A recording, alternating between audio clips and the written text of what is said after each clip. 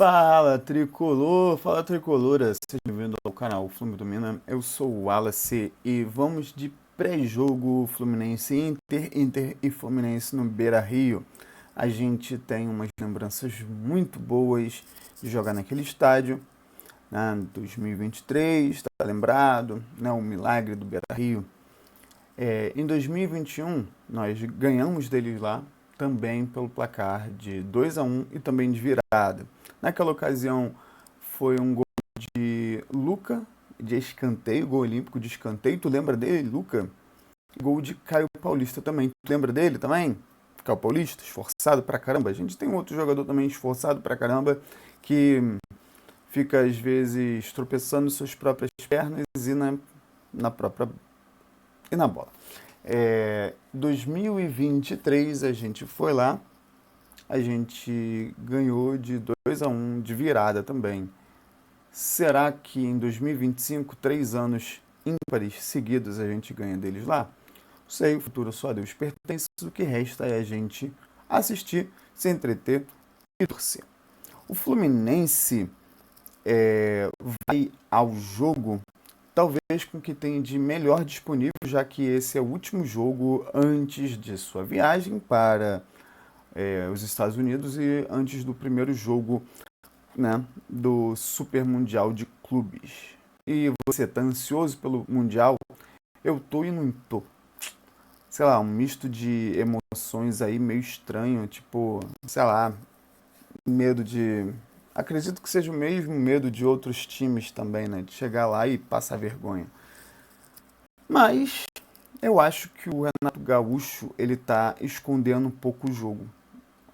Esses jogos que o Fluminense tem feito assim meio devagar, quase parando, me faz pensar que o Renato Gaúcho está escondendo o jogo. Tá tipo assim, galera, olha só, jogo suficiente para ganhar nesse jogo aqui, jogo suficiente para perder esse jogo aqui, porque às vezes eu tenho a impressão de que se o Fluminense se esforçasse um pouco mais, ia ganhar bem.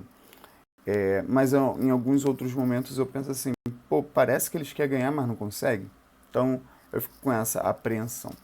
Mas, véspera de jogo, né? Véspera, não necessariamente dia anterior, né? Mas momentos anteriores ao jogo me fazem pensar que a gente tem chance sim de vencer eles lá.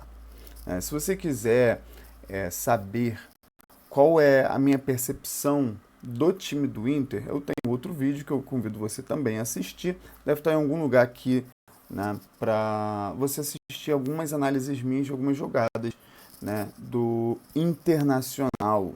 Então, vamos a esse jogo aqui, pré-jogo, Fluminense Inter, Inter Fluminense. Quem é que eu acho que vai ao jogo? Vamos lá. Você que já me assiste há um tempo já deve saber que eu tenho, como é que eu posso dizer, uma escalação fiel, uma escalação, como é que eu posso dizer, que eu adoraria que alguém escalasse.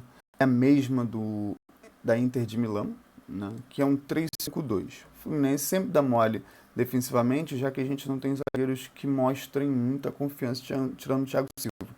Se a gente viesse com Nino e Thiago Silva, acho que dava para jogar no 2-4-4. Deixa os dois ali, os dois, né, Nino e Thiago Silva, os dois dão conta do recado ali. Pode jogar com 4 meias ofensivos, 4 atacantes, que dá tudo certo.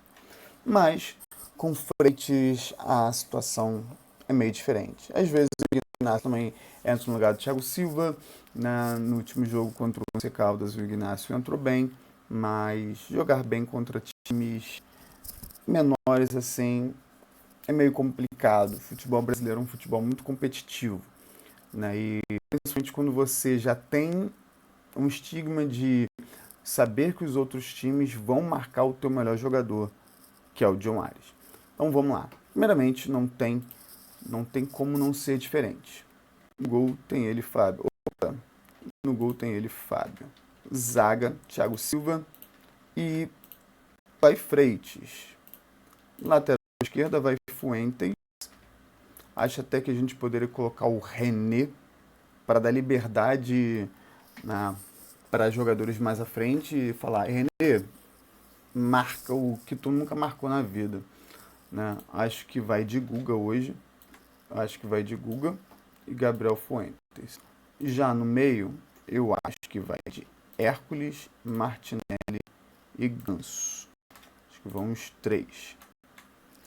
Hércules deu uma melhorada absurda no futebol e eu acho que vai ficar num esquema mais ou menos assim. Martinelli, Hércules e Ganso. Quando o Martinelli vai, o Hércules fica. Quando o Hércules vai, Martinelli fica. E o Ganso ali na meiuca, sempre se aproximando. Everaldo, John Arias e Serna. Então, é essa escalação aqui que eu acho que é essa escalação que eu acho que o Renato Gaúcho vai colocar para jogo. É essa escalação aqui. É a mesma que jogou contra o Once Caldas e essa também que jogou contra o... Na verdade, contra o Vasco não. Contra o Vasco tinha o Lima no lugar do Ganso. Mas eu acho que vai nessa escalação aqui. O que eu faria diferente, torcida tricolor? Eu gostaria de saber de você também. O que você faria de diferente aqui? Eu faria o seguinte. Eu tiraria o Everaldo. É importante que a gente tenha um jogador alto, que faça pivô, né, que segure o jogo, né? Mas, sinceramente, o Everaldo não é esse cara. O Cano também não é muito esse cara de fazer o pivô. O Cano é quase um falso 9, né, que ele sempre está voltando. A bola chega para ele e chuta. E ele não é aquele atacante muito fixo. O Everaldo, em tese, era para ser esse jogador. Mas já que ele não é, vamos colocar um jogador que seja mais móvel, tenha mais mobilidade do que ele e que está fazendo mais gols do que o Everaldo. O Serna está fazendo um facão muito melhor do que o Everaldo e tem uma mobilidade muito grande. Do outro lado, eu colocaria o Keno. Só que o Keno ainda continua aí nessa... Tá machucado, não tá? Colocaria Riquelme. Jogaria o John Arias pro outro lado. Riquelme. Deixar o garoto iniciar o jogo. E aí, dependendo de como seja... Como é que o jogo vai se desenrolar, vamos imaginar o melhor dos mundos. O Fluminense fez um gol, eles estão expulsos, o Fluminense fez 2-0, o jogo está tranquilo. A gente pode tirar, por exemplo, na hora de substituição, a gente pode tirar John Arias, a gente pode tirar Ganso, colocar Lescano, colocar Lavega, Martinelli, que já está mega saturado, né, de jogo, Thiago Silva também. Aí vem com Ignácio e vem com Lima. E aí fica tranquilo. E aí fica com mais uma opção aí de troca. Talvez até mesmo tirar o Serna depois. Mas isso daqui numa possível troca, né? Então eu entraria com o Serna no lugar do Everaldo e com o Riquelme no lugar do Serna, né? De posição. Serna no lugar do Everaldo e o Riquelme no lugar do Serna. Mas a nível de troca de peças seria Riquelme no lugar do Everaldo.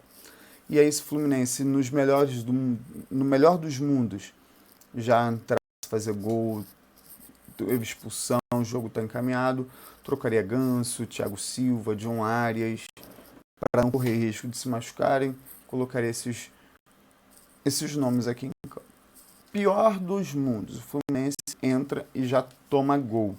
Tem um jogador expulso e a gente não precisa colocar muito, ou pelo menos para tentar um empate ali. Vamos então tirar o Lescano, tirar o Ganso. A gente vai colocar aí quem no lugar deles? Eu ia colocar o Isaac. Pô, você vai colocar o Isaac? Sim, eu não estou achando ele aqui. Isaac. Ou o próprio Lescano mesmo, acho que eu deixaria nesse mesmo esquema.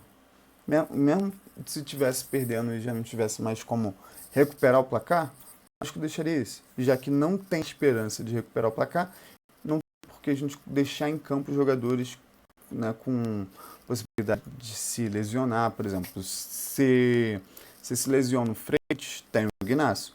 Mas se lesiona o Thiago Silva, quem substitui o Thiago Silva? Se lesiona o Ganso, quem substitui o Ganso? Se machuca o John Arias, já era. Acabou o futebol do Fluminense no ano. Então, é isso.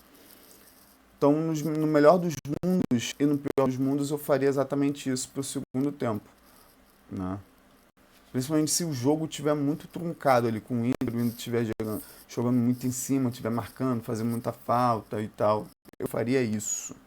Né? Eu gostaria de saber de você, Tricolor. Você faria o que de diferente do Renato Gaúcho e faria o que de diferente de mim? Deixa eu só substituir então aqui para você que já não lembra como estava o posicionamento.